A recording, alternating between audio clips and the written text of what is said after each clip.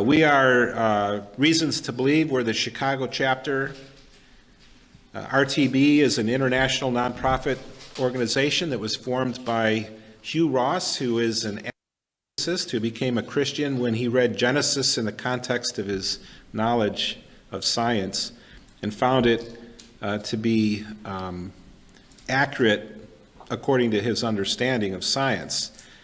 RTB holds to the book of Revelation, the Bible, and the book of nature as revealed by science. RTB's hypothesis is that any tension between science and the Bible is a result of misinterpretation or misunderstanding. So RTB attempts to synthesize the truth revealed in Scripture with truth revealed by science in nature. Sound science, testable truth is the RTB motto. RTB has a robust website at reasons.org. You can find the Chicago chapter there, including a calendar of future events. There are many videos, books, and other resources available through the website. It's a tremendous resource. The Chicago chapter of RTB has been around for over 20 years. We meet the second Saturday of every month at 10 o'clock in the morning. We have a Facebook page, which you can find by searching Reasons to Believe Chicago Chapter. We have a YouTube page, which is relatively new. You can also search it by searching Reasons to Believe Chicago Chapter. I would encourage everyone, if you haven't done so, to go find the YouTube channel and like it. The more likes we have, the higher rated it is. And we have lots of videos up there from past presentations, and we're trying to put up the new presentations on an ongoing basis to get good video for them. We have Vaughn Mancha, who will be with us in December, talking about epigenetics. We will hopefully have all of our meetings after the first of the year set out in the near future. We're working on speakers. We'll go to June and then take a break over the summer as we typically have in the past. Today we have Mark Perez with us from sunny Los Angeles. He earned a BA in philosophy and an MA in analytic philosophy of science from California State University in Los Angeles, as well as an MA in public administration with an emphasis on organizational development from American Military University. Mark is actually the Chief Operating Officer of Reasons to Believe. He's been a visiting scholar in philosophy of science with RTB. He's contributed RTB book, Thinking About Evolution. He's taught the RTB Reasons Institute course on critical thinking for over 10 years and studied theology and science under Hugh Ross for 30 years.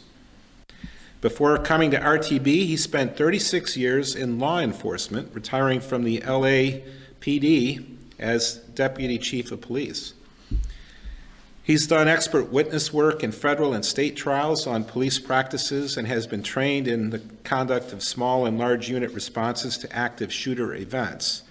He brings a great deal of experience in shooting scene analysis to the practical question of mass shootings. We deviate from our kind of typical science and faith topic today, although that doesn't mean that what we're going to hear isn't a scientific approach to the issue. How do we deal with mass shootings? How do we put them into perspective? How should we think about them and respond as Christians when they occur? So I'm happy to introduce Mark Perez, who's going to make sense of all of this for us today. Thank you for being with us, and I'll turn it over. Thank you, Kevin. That's a tall order to make sense of all of this. It seems like so much of what we call mass shootings is entirely senseless. In 2016, when Reasons to Believe asked me to write an article on the topic, there were church shootings. It was for some reason, a spree of church shootings. And people were asking Reasons to Believe, what's the perspective of RTB on this? And of course, it's not, as you mentioned earlier, a typically scientific question, but not all questions posed to RTB are typically scientific or even theological. Sometimes they're philosophical, and sometimes they even get into cultural questions. So they knew my background, and I was working there at the time doing some work for them on philosophy of science. And they said, would you write something for us about this? Because we have no one else to appeal to on this. And I said, of course, I'd be happy to. You happen to be talking to somebody who actually has an interest in it and some knowledge. So the title of the article was 8 Ways Christians Can Make Sense of Mass Shootings. That wasn't my title. I wouldn't have titled it that way, but I don't have the last word on the titles. But there is an 8-point guide to what I perceive are the most important questions. And so what I'd like to do is go through that article with you. And as I do, I'm going to go a little bit beyond the scope of the article, or at least go into more detail than I did in the article. And when I'm done, or if you want, before I'm done, I could end with one particular, let's say point number 1 or point number 2. If there's questions, we could get into them. One of the things I want to make sure everyone knows is that the scope of the talk that I'm going to be having with you is not constrained by just the topic at bar. So if you want to get into something that goes a little afield of that, as long as it's relevant to where we started, not necessarily exactly on topic, but relevant, so we don't go too far and waste people's time, I'm eager to answer your questions. My perspective is it's far more important for you to get what you want out of me than it is for me to deliver what I want you to have. Because ultimately, I'm here for you, not the other way around. So let's get into it. So the first, I guess you'd say, point of issue is don't be shocked by the existence of evil. And the reason I'm looking to the side is I have my article on another screen over here. And the thrust of that particular point is that Christians should not be surprised when they see mass shootings. Now, they should be surprised that it occurs in any one moment or any particular event, but the whole idea of mass shootings should not come as terribly surprising, because we're not dealing with purely physical events. As I mentioned in there, that Ephesians 6:12 tells us our struggle is not against flesh and blood, but against the rulers, the authorities, the powers of this dark world, and against the spiritual forces of evil in the heavenly realms.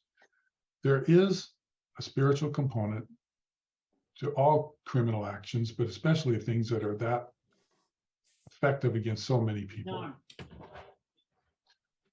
The next one is that mass shootings, you have that one particular theological point, which is don't be surprised because evil's there. It's evil that's working in the world, and it's evil that has personality. It's not evil in the abstract. We know that there are demons, that there are actors among the demons who are stimulating these kinds of things. How they do it, I don't know. We just know that the Bible is very clear that when we see really horrendous events, we should also remember that it is Satan and his minions who are at work in many of these. And we don't want to give them too much credit, but we don't want to let them let them off the hook, because the truth is some of this stuff is just irrational, and it's not like it's just an extension of selfishness. It's something far beyond that. The next point I wanted to make is that I even wrote in there, mass casualty attacks will likely continue to occur. They will, and I don't know that the frequency is going to change. One of the problems with even talking about mass shootings is the definition of a mass shooting. There isn't a settled definition. It's not like the definition of the speed of light or the speed of sound or something like that. It's a question that, depending on how you approach it, the definition changes. So, for example, the FBI uses 3 persons hit in one situation as a mass shooting. There are other scholars who look at it as 4. Some say, well, if it's a gang retaliation shooting, it doesn't qualify. Or if it's a terrorist act, it doesn't qualify. On and on. You can continue to to try to find different factors that are at play in shootings where there are numbers of people who are hit at the same time and from the same shooter, or in some cases, more than one shooter, as occurred here in Southern California some years ago. So what does that bring us to? Well, the next question is exactly how frequently are these things happening? And how is it that we even know they occur? These two things are interestingly connected. First of all, the frequency is difficult to ascertain because the definition is squishy. But if we say that mass shootings are 3 or 4 people who are shot in one event by 1 or 2 people, and it's not terrorism, it's not a gang retaliation, or not some other crime like a robbery gone awry, and then the robber shoots everybody because he doesn't want witnesses.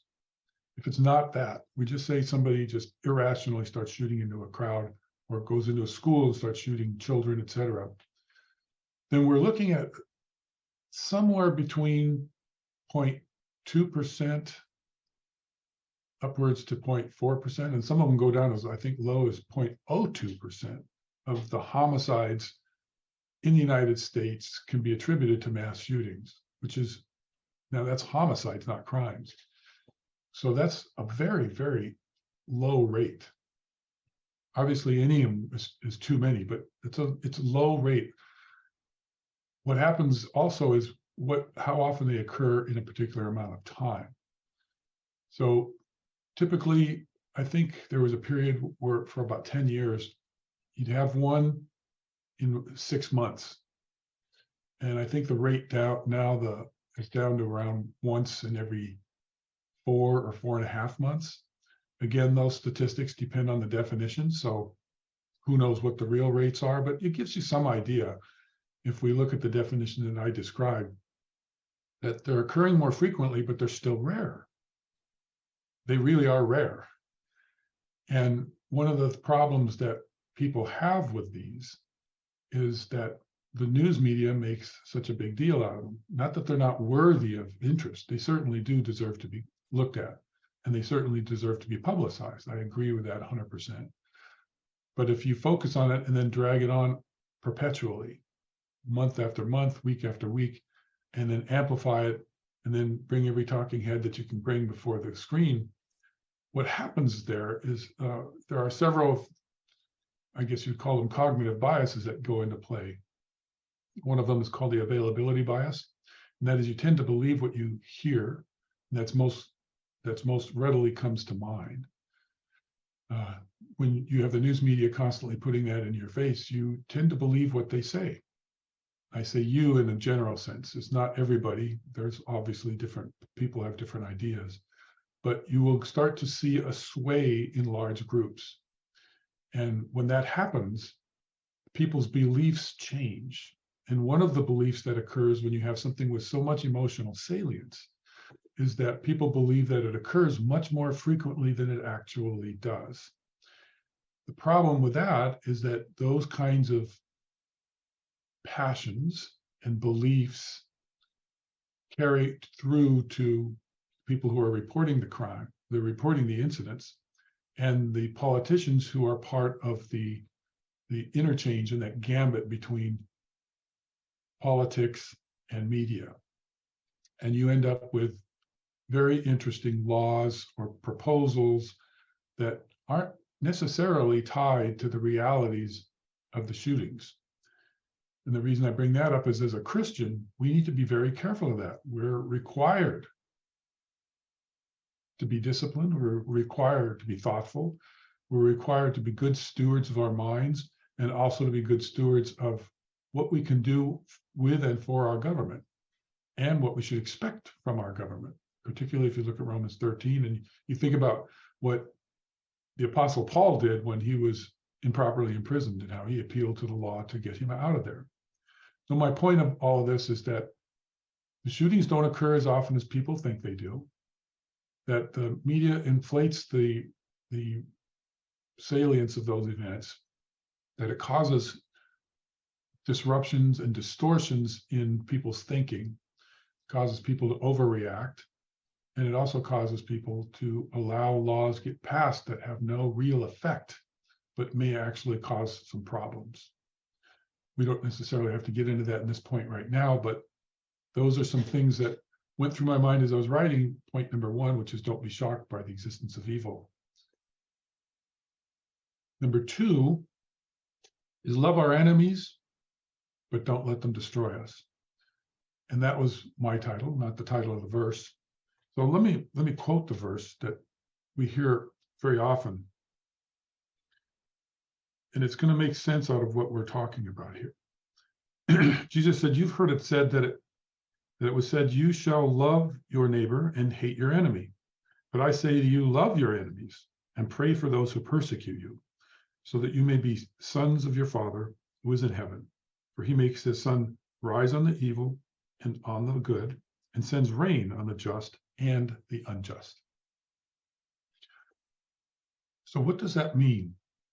The reason that I put this particular point in here was that there are people who believe that if you're going to engage suspects who are committing mass shootings, that you, as a Christian, don't have a right to stop them.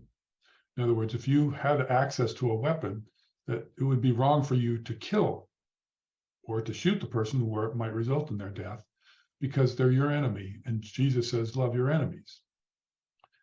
And my point is that when you read the entire verse and you recognize that the way it operates in its context, Jesus is not saying anything about self-defense, nor is he saying anything about self-defense in the other verse where he's talking about turn the other cheek.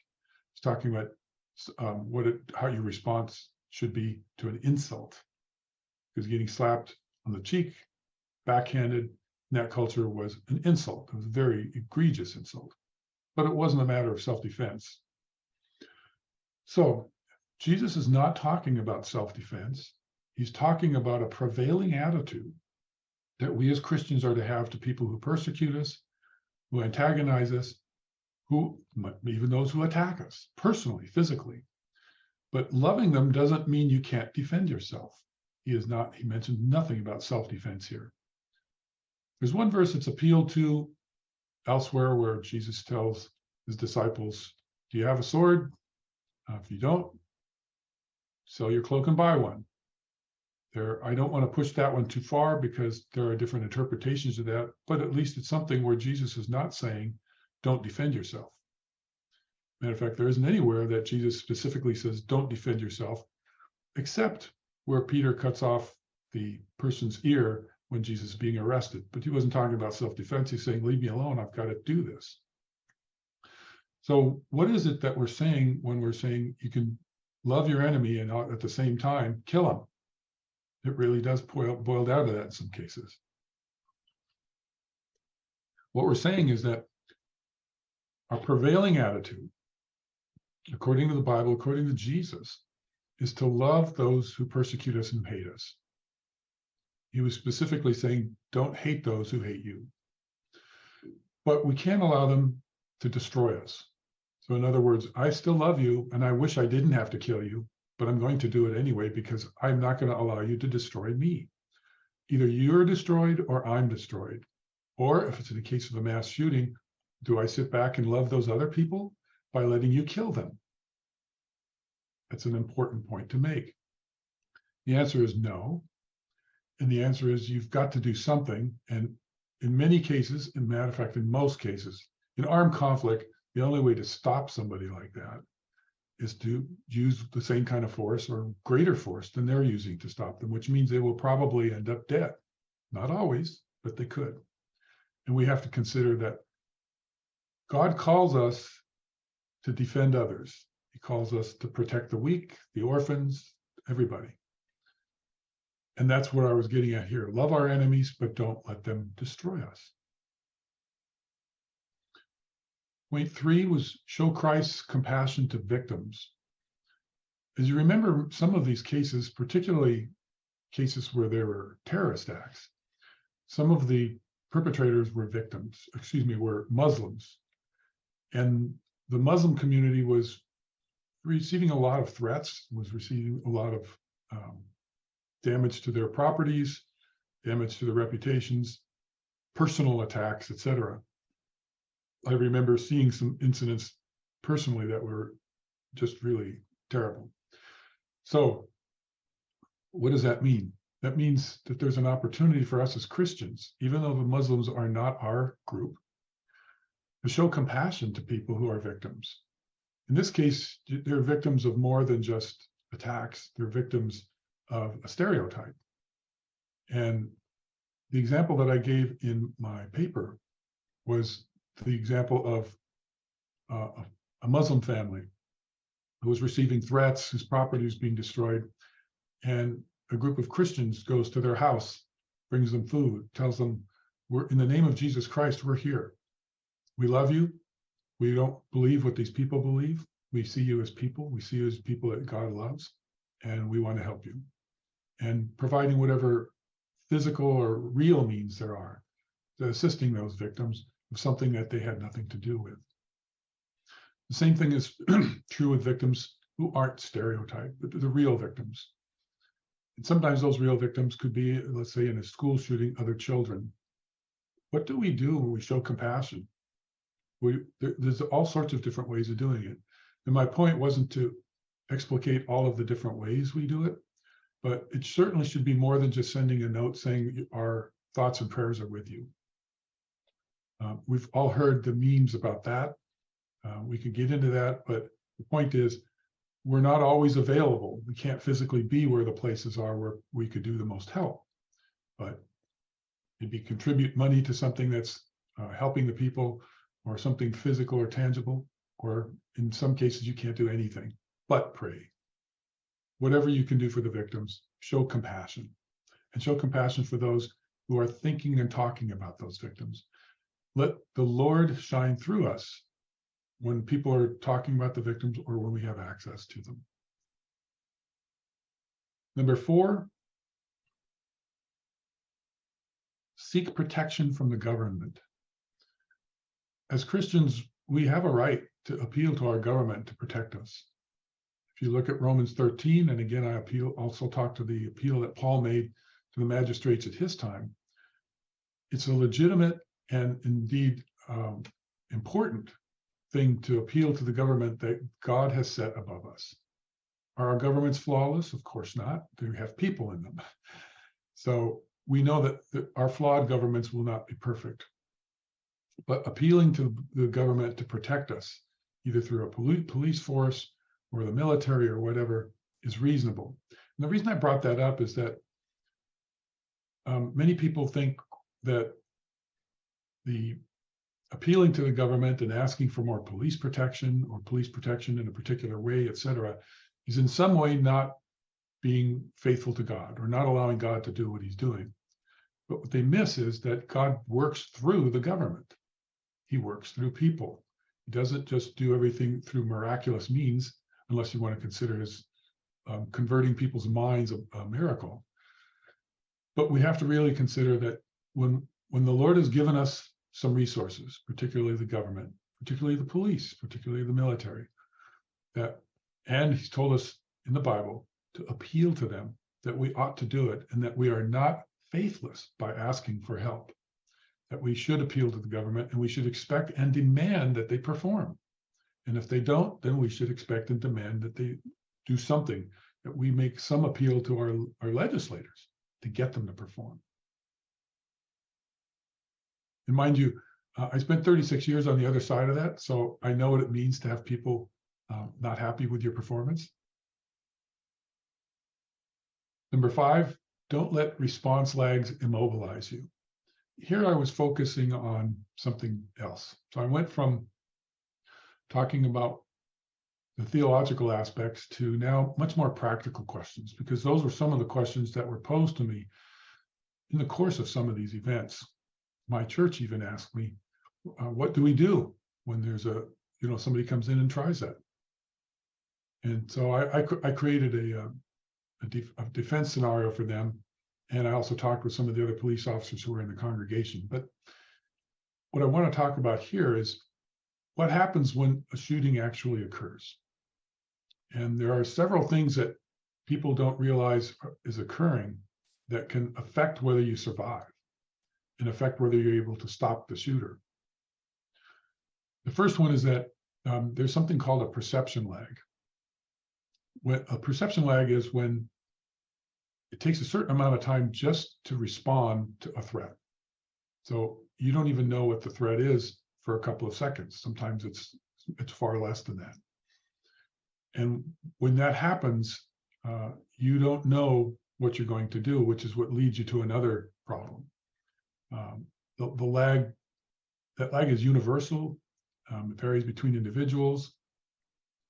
And it might take you, if the person were right in front of you and you knew that it was going to happen, the moment they take action, it could take you as long as a half second to a full second to even move your body in order to take action, whether it's an attack or a defense.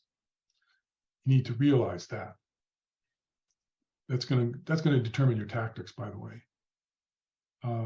There's also a psychological incredulity lag. This is the thing that occurs most often. A psychological incredulity lag is the time it takes to go from believing the situation you're in is real to not believing that your situation is real and then coming back again. So for example, everything's fine. Then shooting starts to happen. You don't know what's going on. And then when you realize what's going on, the incredulity lag is the amount of time it takes for you to actually believe it enough to act. And that can take several seconds. And for some cases, it could take a minute. Some cases, people never get it, which is really amazing. And that's a syndrome that's not rare. So you see people running out. That incredulity lag has run its course, but that incredulity lag will cause people to not react for 3 to 5 to even 10 seconds or longer. If you've seen some of the videos, they're horrific, but people will just be standing there looking, not believing what they're seeing and not reacting, even though everybody else around them is running away. That's the incredulity lag happening right before your eyes.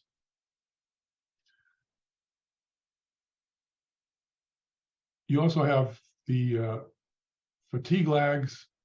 Fatigue lag is when all of these things happen, but because you're tired or because something else is going on, you're distracted and you just don't react quickly enough. So it's a reaction problem. Planning and implementation lag, which is the time it takes for you to plan what you're going to do, is probably the one that you can control the most. The incredulity lag, you can reduce that by knowing up front that anything's possible and being ready for it, and when you see it, react. But the planning and implementation lag is how long does it take you to do what you're going to do? So if I see a shooting, I'm in a mall, and somebody starts shooting and just starts shooting wildly all over the place, I know what I'm going to do. If I'm in a store, I know what I'm going to do. I've already looked around. I've looked for the exits. I've looked for the entrances. I've looked for places that are cover, not just concealment. And then I've looked for things that are concealment. Cover means something that it's going to resist bullets.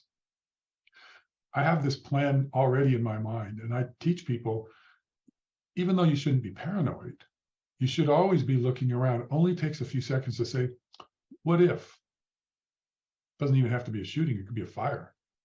But what if? That reduces that planning and implementation lag, so that when it happens, you're not trampled by a stampede of people heading to one door. When you realize, for example, if you're in a restaurant, there's always a door in the kitchen leading outside. All right, do I have to go to the front door where everybody else is running, or do I run through the kitchen out the back door where nobody's running? Those kinds of plans are the things that you have before you have anything to do with an event. And it should happen all the time. There's a theory of, I guess you call it a color code of how you should be ready. Readiness level 1, or white, is when you're just oblivious to anything. You're just doing your business and you have no concern about any threat. Yellow is when you're conscious that something can happen, but nothing's happening and you're just aware. And then red, something's going on. You know something's happening, and now you've got to take action. Most people are in white all the time, and that's why they get hurt, because they're not ready for anything. I'm in yellow as often as I can be, and that means I'm aware, but not paranoid. I'm always looking around. I get in the gas station, pumping my gas. I'm always looking around. I'm not expecting anything to happen, but if something does happen, and it has happened to me one time, by the way, I did get somebody tried to rob me in a gas station, but I was already ready for it. That was an interesting experience for them. So the point I'm trying to get at here is that these lags and these responses affect how we're going to deal with a situation when it actually happens. And if you know them in advance and you just make some very simple preparations, realize that if you're used to, if you don't believe this can happen to you, the incredulity lag may end up killing you. If you don't think of ways of escape or of ways of response, you may be one of the victims. You may be one of the victims no matter what. I mean, that could happen. All the planning in the world won't stop a bullet, but you elevate your chances of success when you think about these things. I put in item number 6, be mindful of your surroundings. I just talked about that as part of the other one, the lags, but you should always know where you're going to go and where you are. In particular, if you're someplace that you don't normally go, pay attention to the street signs, pay attention to the kinds of things that are around you. If something happens and you need to call the police on your cell phone, and I'll talk about what you're going to do with your cell phone in a second, but if you don't know where you are, you can at least say what's around you. I'm 50 meters away from the 7-Eleven that's right across the street from Kohl's, and which is right next door to the IKEA or whatever. Something you can look at and you can tell the dispatcher. The dispatcher relays that to the officers in the field. They know the landmarks. They know the city really, really well. They say, okay, I know where the Kohl's is. Oh, that's the 7-Eleven across from that Kohl's. Let's go. So that you can get help fast. If you know what street you're on, all the better. Could be the same configuration on some other street.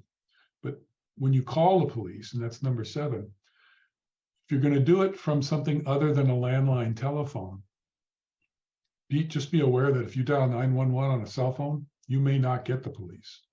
You may not get the local police. You may get the highway patrol, or you may get the state police, or you may get some dispatcher so far away that they don't really know where you are. Now, that's supposed to change, and in some places it has changed, where they can tell your location on a 911 call from a cell phone. That technology is not mature, and it does not always work in all places. And there are many, many places in the country where it doesn't work. So what do? Well, you're going to have some phone number to call. If the only thing you can call is 911 and give them the information you just got, and you know what city you're in, at least they can get you there. But let's say you're in a city that it's nearby your house, and you know that they may not, and I'm telling you they may not, answer 911 on your cell phone the way they would if you picked it up at your phone at home and dialed it on a landline or a VoIP. I have told people when they're at work that they should have the phone number to the city police of the city they work in.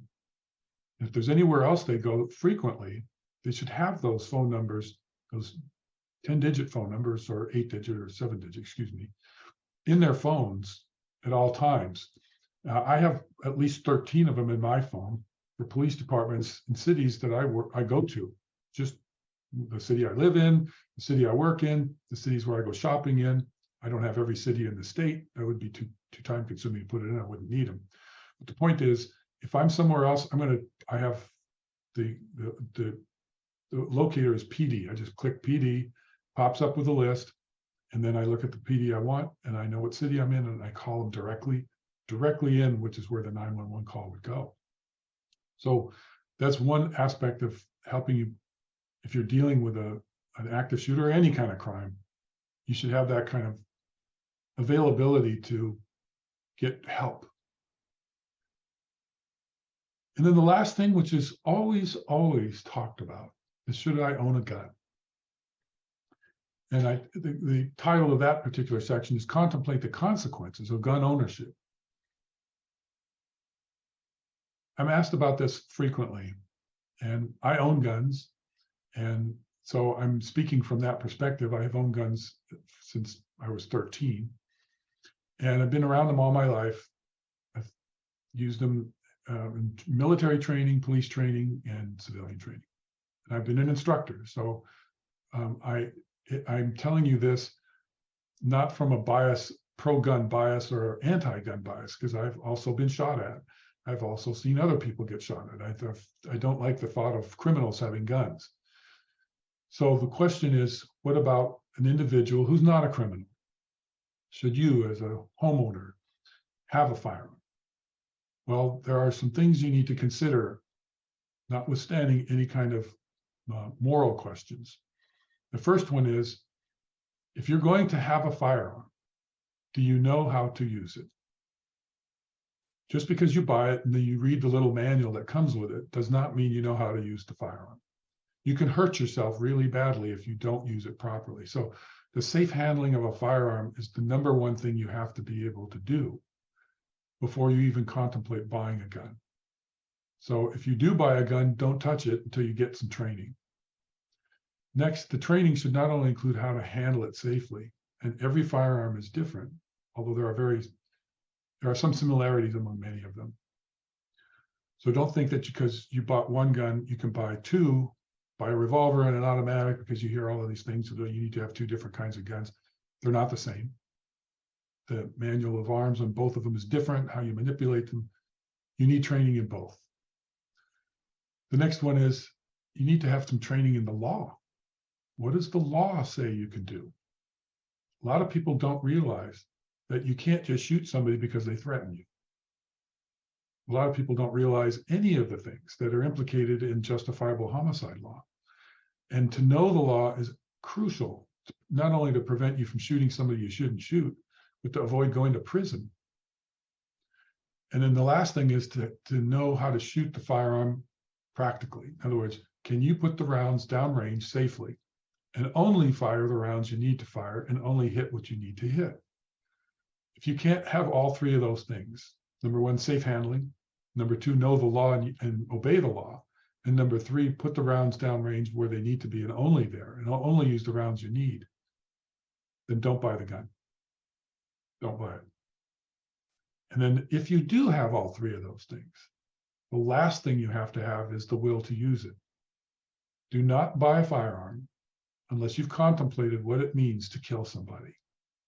If you're going to buy a firearm for self-defense, and I'm not talking about hunting or going target shooting, but if you're buying a firearm for self-defense, you need to know that you may have to use it. If you do, you're going to kill someone. You might. If you're not capable of doing that, if you haven't sat down and had that very, very deep discussion with your soul, don't buy the firearm. Because it will be even worse for you to freeze up, not be able to shoot, and then have your opponent grab your firearm or kill you. And kill you with your own firearm. It has happened. So those are the four things that I talk about when I talk in my article about contemplating the consequences of gun ownership. I don't want to, if you ask me about particular firearms and whether they should be legal or not, I'll be happy to engage in that discussion. Those are the 8 points that I brought up in the article. If I'd like to open it now to questions on any of those points, and I do not see any question as disputatious. So if you disagree with something that I wrote, or you want to contest something, please, I have very thick skin, say whatever you want to say, and let's just have a Christian discussion and realize that we don't always have to agree. So with that, Kevin, I'll let you open the floor. Thank you very much for the presentation. We do have a couple of things posted in the chat. So I would encourage anyone online, certainly you can kind of chime in, raise your hand, whatever. or post a question. Also, anyone in the room, we have mics here in the room so that you can come up to the microphone and ask a question. But I guess I'll start with what is in the chat. So the first question is, how does mass shooting frequency in the U.S. compare to other countries? They occur more frequently in the United States than they do in other countries. I don't have the statistics, but there are some countries that have them so rarely that you don't even consider them as being places where they occur. They tend to occur less frequently in countries where there's very tight controls over the people, like in communist countries, where nothing gets done without an excess of policing around stops it. There are other places that don't have much policing at all and are very free and open, and there are no mass shootings, or they occur so rarely as to not attract any attention. So the United States is probably one of the highest, if not the highest, for mass shootings. If it's okay, I was the one who posed that question. Just a follow-up. I guess I'd like a better understanding why some of these countries have a much lower rate, what we can do in our country to achieve those same kind of goals. My sense in gun control is treating a symptom rather than addressing the underlying causes of these mass shootings. I agree with you. I'm not an expert on why some of the other countries don't have as many mass shootings as we do. I have my own theories, but that's something that requires a lot more research than I've done on that subject. The question of, for example, why doesn't Japan have more? Right. They're very well. They don't have a lot of access to guns, but as a culture, they don't have a tendency to see even mass attacks without guns. You know, there are mass attacks, for example, with knives. Sure. Or with hatchets or other things. And those do occur. Those occur in a lot of countries for a lot of reasons. And in the same kind of situations that we're using in our definition. So for example, if we're going to use the definition that it's just an irrational act done by an individual who's not trying to stop witnesses from testifying against them or doing something for a terrorist cause or something like that. Just somebody who's nuts or something like that. You want to put it that way. And decides he wants to hack people up. Even at that, those are available. You know, the weapons are available, hatchets, knives, also all over the place. They don't occur as often in many places because the cultures just don't invite violence. And why that is, why the cultures are different, why they have less violence in some places than others, I don't know. I don't believe you could take the cultures, and I'd say cultures in plural of the United States, because it isn't one, we're not monocultural. And I don't mean that in terms of, you know, Jewish culture or Mexican culture. I don't mean that kind of culture. I mean, the way that people think is different in different parts of the countries, in the country, and they have different ways of looking at the world, different worldviews. If you go to a state like California, tends to be very liberal, progressive liberal. They have one view of the world, or New York, similarly. You go to Florida or you go to some other states, they have a completely different way of looking at it. They have different cultures. Go to Wyoming, they think guns are great. Everybody's wearing them. That's exaggerating, but anybody can wear it. You walk into a grocery store and somebody's got a gun on its hip. No big deal. Who cares? They don't shoot each other. They don't have mass shootings, never. So what are the different cultural aspects that, even in the presence of guns, don't produce violence? I don't know. There's so much more to say about it. I think that if you were going to really try to analyze it, it would take a lot of time, and you would need to take it out of the hands of politicians. If you allow politicians to guide the research, they will botch it. Absolutely, and without any question, because they're so self-interested that they won't allow objectivity.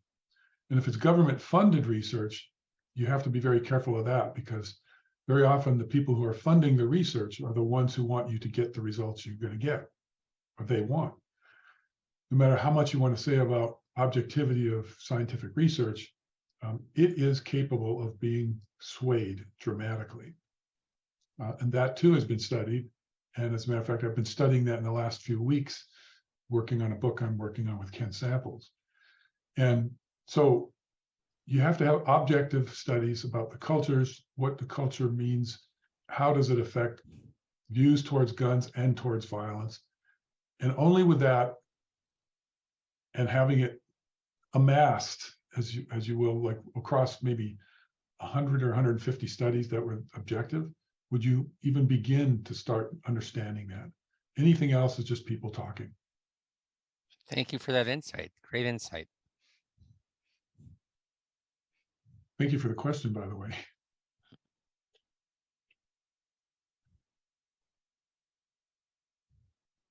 Anything else? Anybody else have any questions or want to take issue with anything? I'm happy to engage you. So I'll try to ask a high-level question. Obviously, I think there's one aspect to mass shootings, which is kind of the practical one. How do you deal with that potential in the world, and how do you respond to it? But I think everybody, typically also wrestles with not just, why do they happen, but, philosophically, how do you put them into perspective? How do you talk about them? How do you engage in discussion that might lead to solutions or appropriate responses? And people are very divided, as they are over many issues, especially now, on the approach. And I think you can break it down to, there are the quote, anti-gun people. There's the people who believe in gun control, that is the way to address these problems. And then you've got people on the other side of the ledger who believe very much in the Second Amendment and believe in the right to self-defense, and that, the constitutional right to own guns. And, they tend to look, I think, more at, well, why are these things happening, and how do we address the why? How do we approach this from eliminating the reason for the mass shootings, which isn't the gun, it's the people behind the gun and what's going on in their heads and what's going on in society that might cause someone to be irrational about shooting up a school. Why do they do that? And then if we knew the why, how do we begin to stop that? And I'm going to throw a third, I guess, potential approach out there, which is kind of where I'm landing these days myself. And that is, the why is difficult to get our arms around, and it's probably very multifaceted. There may be mental health issues. There may be failures in the way our schools are. And I guess I need to be frank about it. Most shooters are young men. They're young teenage boys, or older teenage boys and young men in their 20s. So we have an issue there. There's some failing in our society, perhaps, or there's some causation that's influencing especially young men to resort to violence, of irrational violence.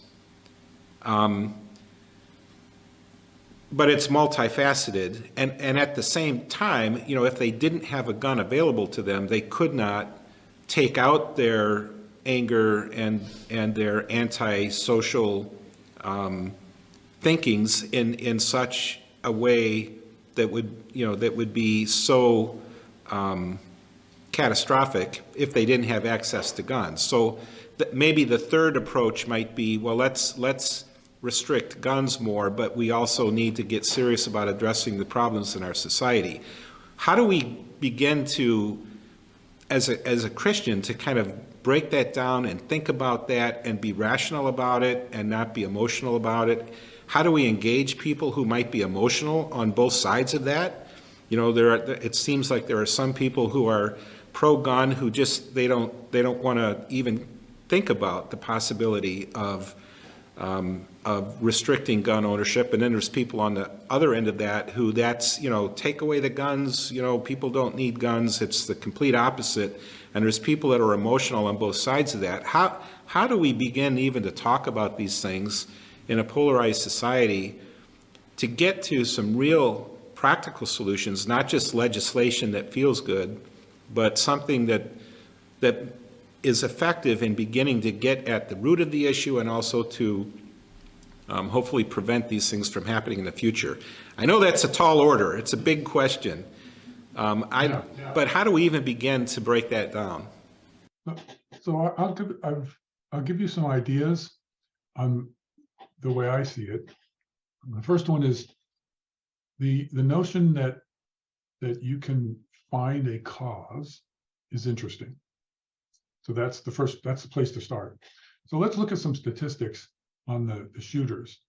So let's presume that the statistics that show up with males, particularly males white, and males white who have access to firearms and do what they're doing irrationally. In other words, they have nothing to gain by what they're doing. It's not like they're committing a robbery and getting the money, like I described earlier. It's horrible to say it, but it is rational to kill your witnesses because that keeps you out of prison. But it is not rational to just go kill people because they're there. There's nothing rational about that. So if we're going to look at what it is that causes, if we're going to say there is a cause to that kind of irrational behavior, the only way you're ever going to find that is to ask the person who did it.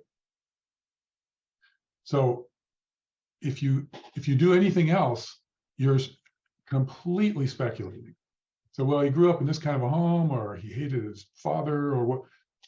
You can find similarities, but that isn't the same thing as a cause.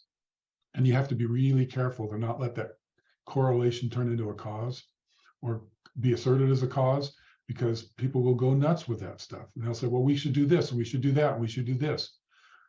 That bias, that belief that we can know the cause of something and therefore we can do something about that cause is so strong that we will find a cause, even if it's not the right one, and act on it. And so we need to be really careful of that cognitive bias. We also need to look back, and we need to look at the hindsight bias, which is the belief that we remember something in a particular way, and we knew it all along.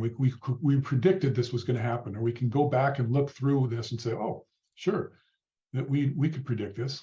Well, you can't.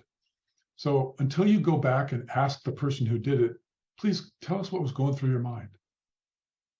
You will never know the cause of what they did. So number one, if you're going to find, quote, the cause of those particular people who did those particular acts, you got to ask them. We haven't got a lot of information from that. If I were going to be doing studies on the long term, the first thing I would do is I would go to the prisons and start interrogating these people. And I'd pay them money. I'd say, I'll give you $50,000. I just need the truth. Just please help us. My guess is you'd probably get a lot of really important information from them. And at that point, you might be able to get some patterns. If you get patterns, then you can do something in a wide scheme. If you don't get patterns, you're not getting anything. There's no way to stop a cause that only occurs one time. So those are the kinds of things you have to think of scientifically, how you're going to approach this. The next thing is anything that you're going to do to consider public policy. Just realize that once it gets into the hands of the media, it will become polarized in the media, not necessarily among the population. So it's very easy to say there's the pro-gun people and the anti-gun people. Well, there are a lot of people who are in between. You don't hear that because that's not sexy to hear on the news media. You want to hear this really neat controversy, and these people are so polarized. And then even add the notion of polarization to part of the discussion. That too becomes salient in the minds of the people, and they start focusing not just on the putative polarization of pro and gun, but also on the putative polarization or the existence of polarization. That creates a whole lot of drama all by itself. That drama causes people to make bad judgments. So let's go back to the question of how are we going to judge the question of what is gun control, how much of it should there be, under what conditions do you do it within the law. So above all else, we have the Second Amendment in the United States of America. It gives you a right to keep and bear arms. Now, that's huge. The Supreme Court in recent decisions has made some very interesting decisions, saying, we've restricted that more than we're allowed to, particularly in New York and California, which is the two states that tend to be the most restrictive. And it's starting to collapse in Texas and some other places. So there are some very interesting legal questions that are arising as an assessment of what does it really mean to be able to keep and bear arms. So what does that mean for public policy? Does that mean we're going to restrict as much as the Supreme Court will let us restrict? Or do we start asking the question, what are the practical implications? Let's just play a thought experiment for a second. Let's experiment with the thought that the Second Amendment didn't exist and that we had a constitutional convention and we abolished it. And now all the states said every firearm is a felony to possess, and if you possess it, you go to prison for 10 years. Turn in your guns today. You got 2 weeks to do it or else. Now, you're going to get a whole bunch of guns that are going to get turned in because there's a lot of people that aren't going to risk going to prison. Do you think all of them will? No. And the people by definition who maintain them are felons, even though before the law, they weren't. And so these aren't people who want to go out and aggressively kill people, who want to do mass murders. You've just turned a whole bunch of people who are not violent, who otherwise would just be going about their work just like you and I do every day, into felons. Okay, now those guns aren't on the street, but they weren't on the street before either. Those were in their houses. They were on the gun range. They were completely safe.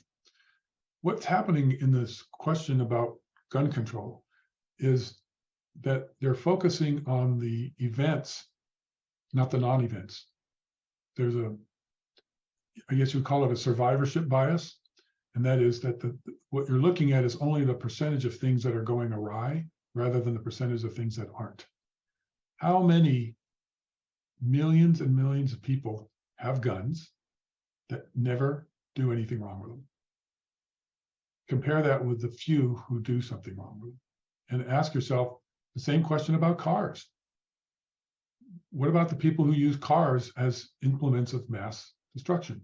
It's been done already. In the United States, in the past 5 years, we've had people run trucks and cars into crowds of people just because they're angry. Okay, are we going to ban cars? It's easier to ban guns, but you get my point, is that you can't look at a few situations and say, we're going to make a sweeping public policy on something that practically we can't solve.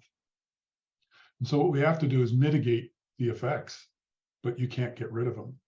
And the question about can we find the cause and then stop the cause? My answer is I don't think you're going to find the cause, but if you could find the cause, good luck trying to stop it. Because if the cause really is individuated, how will you ever stop individuals who you have no control over from entering into the situations that are going to cause them to do something horrific like that? You aren't. You are not going to do it. You're going to have to invade their personal rights to do that. These red flag laws, I don't think they're going to work out well. There are already laws all over the country before they created these, quote, red flag laws to put people into 72-hour holds or psychiatrically pull them out and to pull their guns out of their house. Those have existed for years, and they're all over the states. All right, so we have some laws that already do those things. Do they prevent these kinds of events? No. Will red flag laws prevent the causes? We don't know. Probably not. I could just keep going on and on. My point is, looking for causes is a dubious enterprise. And if you don't find the cause of any individual and you find that as a pattern, then you won't be able to do anything throughout society or as a public policy to prevent them. So I hate to be so down on the possibilities, but the truth is these events are rare enough where overreacting may cause more harm than these particular events themselves. And where I mean by that is to make people think they're safe when they're really not safe, and to put people in harm's way because they think they're safe because of all of these so-called protections, and they're actually less safe than they were before. So, was that responsive to your question, sir? Sure. Are there any are there any laws that could be passed that aren't, which might be effective? And are there any laws on the books that aren't enforced that, if they were enforced, would be more effective in preventing shootings, mass shootings?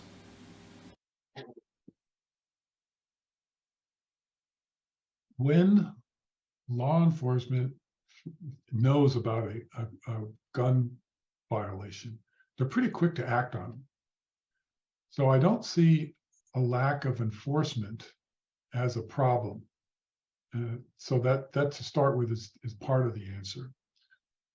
One of the things that riles up some of my Second Amendment friends is I think there should be laws requiring training for anybody who has a firearm. That they should know the law, they should know how to shoot the firearm, and they should know how to handle it safely. As to the decision whether they're going to use it, that you can't train that. So that particular law, I believe, should be universal.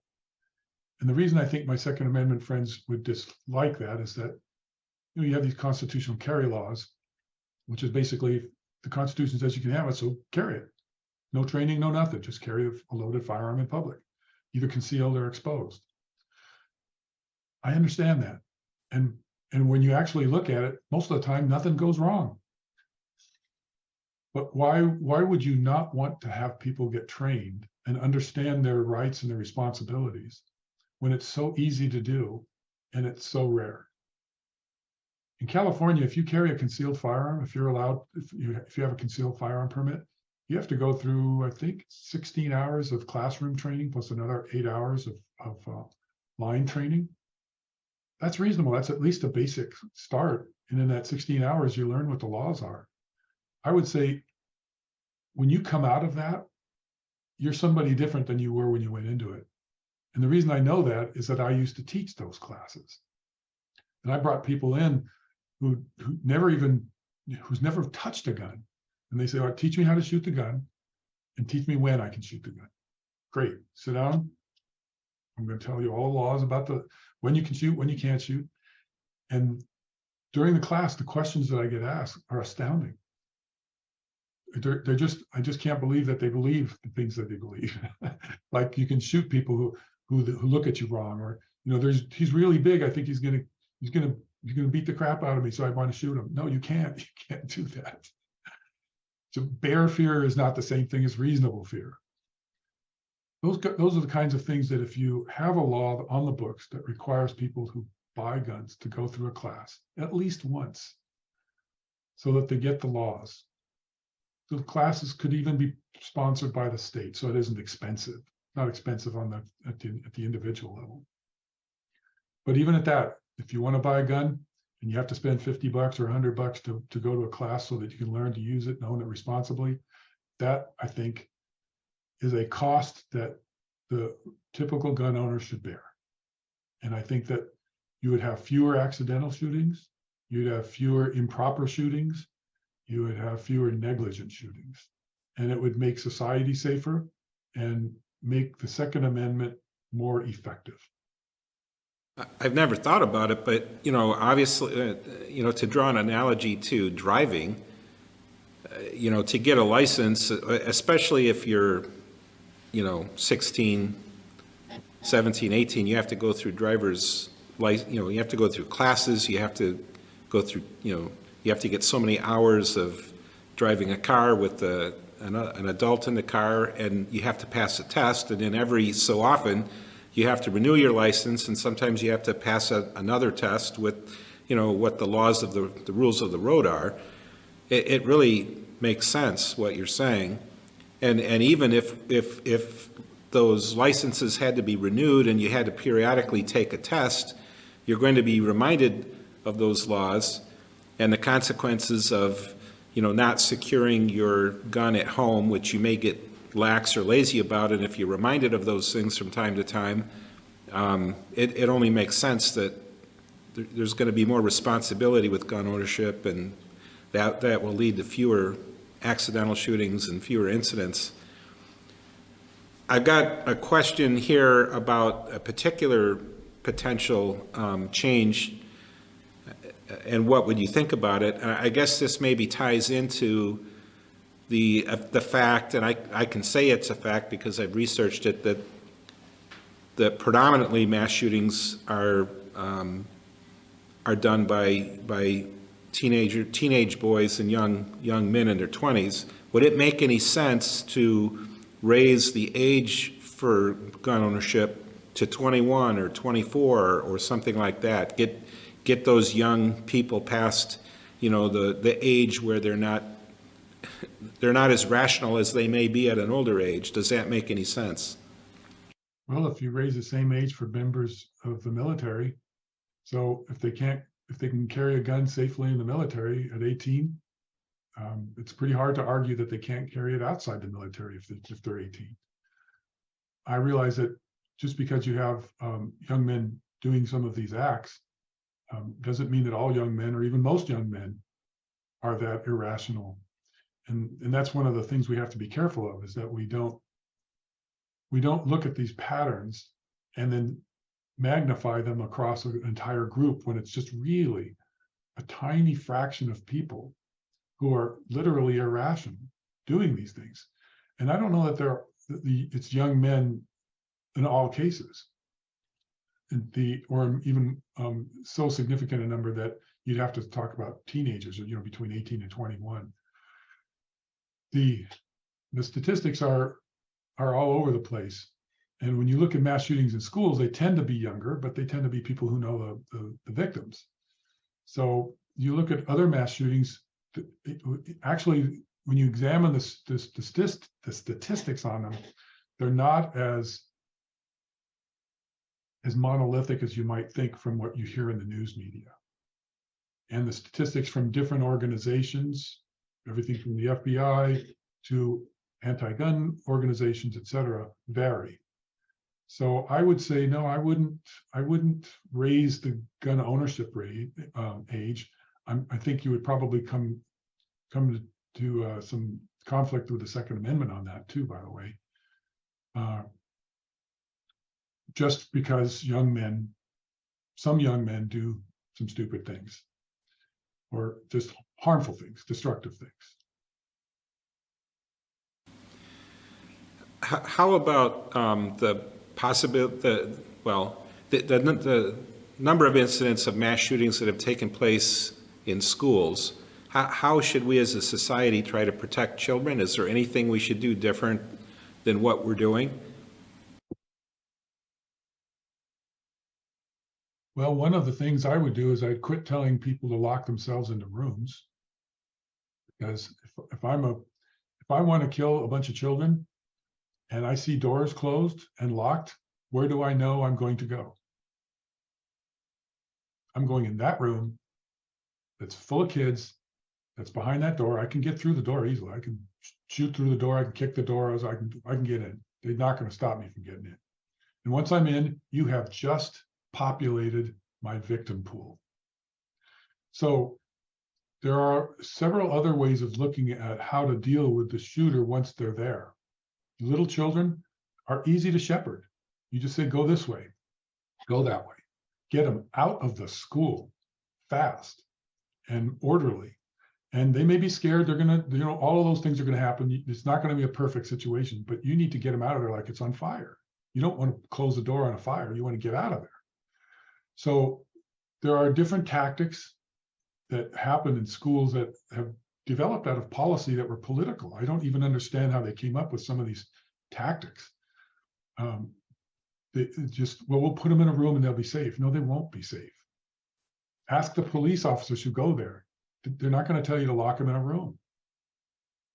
So one of the things is I would reevaluate what the responses are tactically for events of attacks in schools.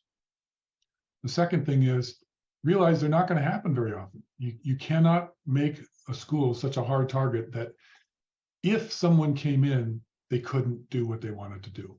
They're going to be able to do it. Some schools have said, well, we're going to have police officers on the school grounds. Okay, that's fine. That may or may not help. It's very, very expensive, though. Very expensive. If you have one officer, where's the bad guy going to go first? Sneak up on the officer, kill the officer. Now you've just solved the problem. The other thing is, if you're going to have these different kinds of tactics, and you're going to look at realistically how infrequently it is, then you have to ask yourself, how frequently are you going to drill? It's like having a gun. If you don't know how to operate it and you don't operate it frequently, you won't operate it properly when you need it. If you don't operate your children and drill them frequently, then they won't operate, or the teachers won't operate the way they need to operate. So in schools, it's all about getting them out of there as fast as possible, having somebody call the police, and then the adults have to make up their own minds how they're going to deal directly with that attacker. Someone's going to die. I hate to put it that way, but someone's going to die. If someone goes in and they have a rifle or a pistol and lots of ammo, and they're going to kill as many people as they can kill, they're going to kill people. But if the people who are there who are adults will fight back, some of them are going to die, they can prevail. So it's very difficult to do. If you're uncoordinated, you probably won't do it. But if you are coordinated, you're very likely to succeed. And a lot of people don't believe that, and they don't want to hear it. But you at least need to consider it and ask other experts, not just Mark Perez, but other experts who've seen how this works. And there's actually an organization that teaches nonprofits and organizations how to deal with active shooters and violent people in their organizations. They come to their church or their nonprofit business, et cetera. And one of the things they teach is how to swarm somebody, take them down with 4 or 5 people, guns, and without using guns, they just grab them. So I'm giving you some very specific suggestions, and there's a lot more to it than that.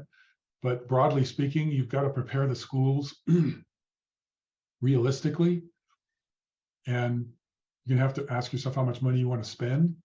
Could you turn them all into prisons? You could. You wouldn't want to, but you could. Prisons, you don't see any mass shootings in prisons. So if you want to turn your school into a prison, that's a public policy question. But you go from that extreme to the other, which is nobody knows anything. They don't even consider the possibility, so they're not ready when it happens. You got to go somewhere in between there. And that's what I think is the only solution, is to find that fine, good place where you respond effectively, knowing that there are going to be losses, there will be casualties, and you minimize them by getting the children out as fast as you can. Well, we've got about 10 till 11:30. So if you've been holding a question that you haven't asked, now's a good time to ask. I think I've covered most of the questions that were in the chat.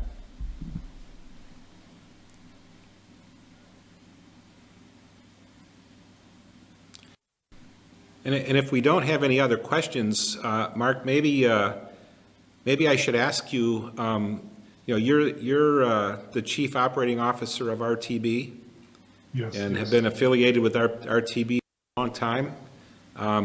What's new? What's going on with RTB? What can we expect to see in the future? Good. One of the things that you should expect to see in the future is an enlargement of our resources for people who aren't experts. So we're never going to give up that state-of-the-art research, finding what's new in the world of science, what's new in the world of theology and the world of philosophy, particularly science, and that's where we live. What our purpose is to open people to the gospel by revealing God and science. That is our purpose.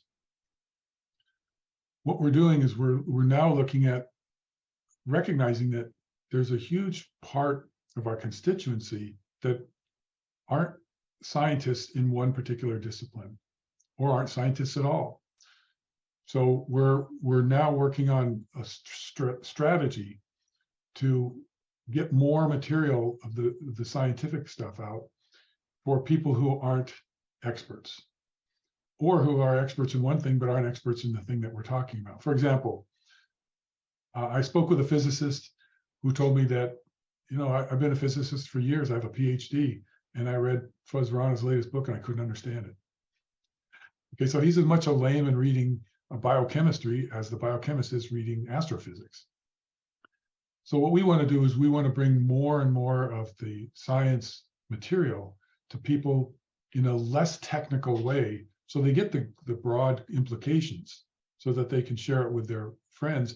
And if their friends or themselves find out that they could use some more detailed and scientifically robust stuff, the books we're still producing books from the scholars on science, and we're never going to stop that. And we can always refer them to them. So the first one is expect to see more of the general audience materials, probably in the next year or two. It may take a little bit longer because we've been used to producing real high-end stuff. So we have to retool for that. RTB is growing, so we have more people now. We should expect to see us reaching out in different media more intensely. We hired a social media director, which is something we didn't have before. And we're going into the social media, and what we're finding is that we're getting some really interesting questions. We're finding that the younger people have different views than the older people. I mean, that's been true for as long as humans have existed. But with respect to what kind of materials and questions they need answered, or materials they need and answers for, they're asking different kinds of things. For example, what we're seeing more now is questions like, why is it wrong to have gay marriage? Why is it wrong for people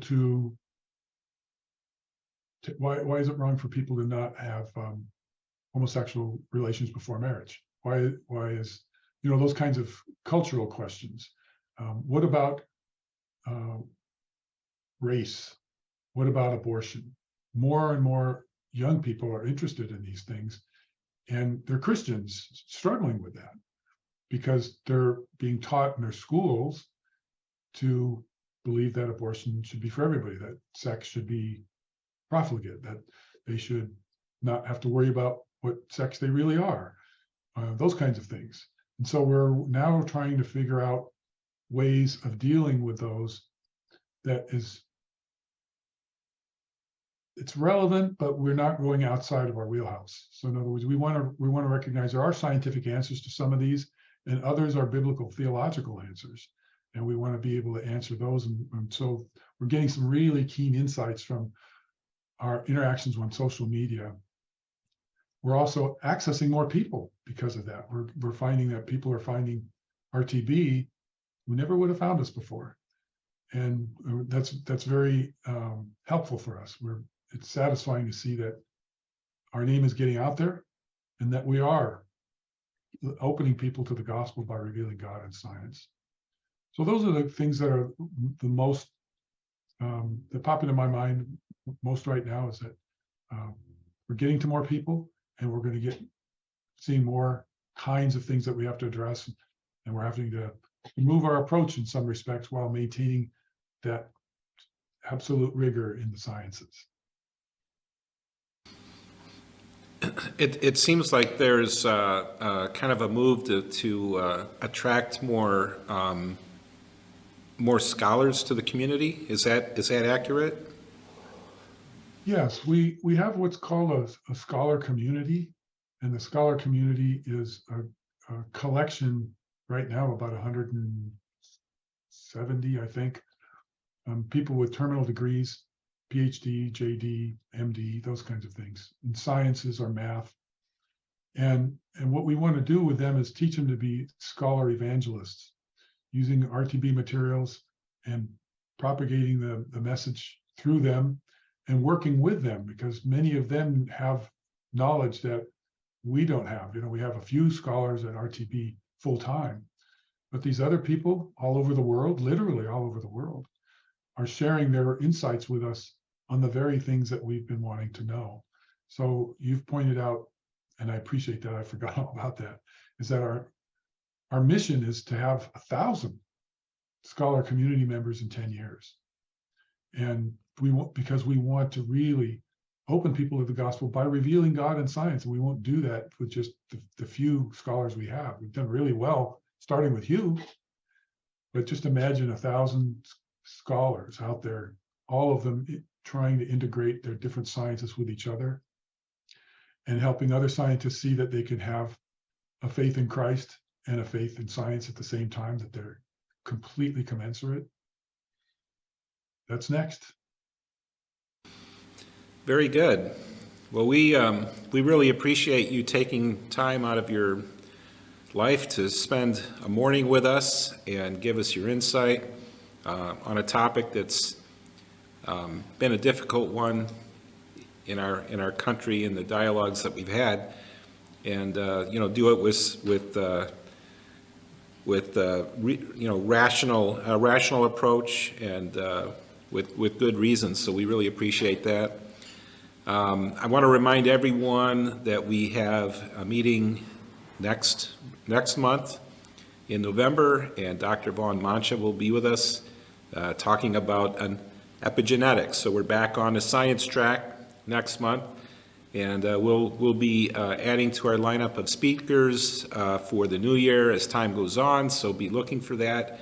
We'll create Facebook events for those. We will put it on the calendar that shows up on the RTB website under the Chicago chapter, and we'll be entering into the busy holiday season. I think I said November, I meant December, right? Next month is December.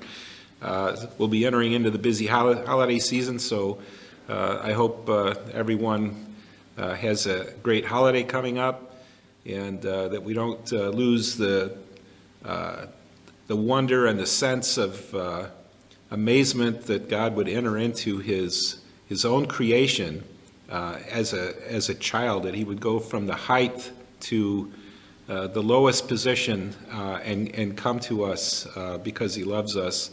I hope that we can all keep that front and top of mind as we go into the busyness of the holiday season.